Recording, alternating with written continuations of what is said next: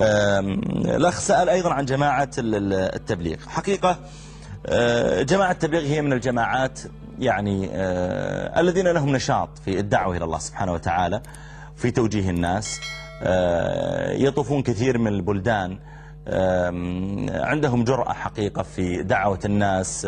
ربما دخلوا عليهم مثلا في بعض المراقص ووعظوهم وذكروهم في بعض الأماكن الفساد، ربما دخل بعضهم وذكر الناس ووعظهم وتأثر بعض الناس بهم.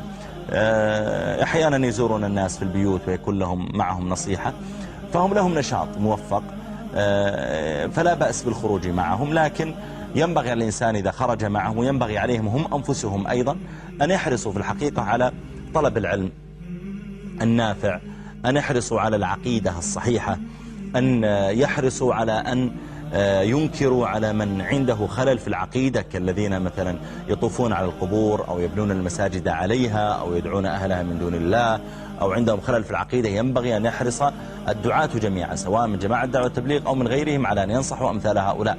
ينبغي أن يحرصوا أيضا على أن لا يتكلم الإنسان منهم إلا بعلم شرعي ونحو ذلك، وإن شاء الله تعالى أنهم على خير.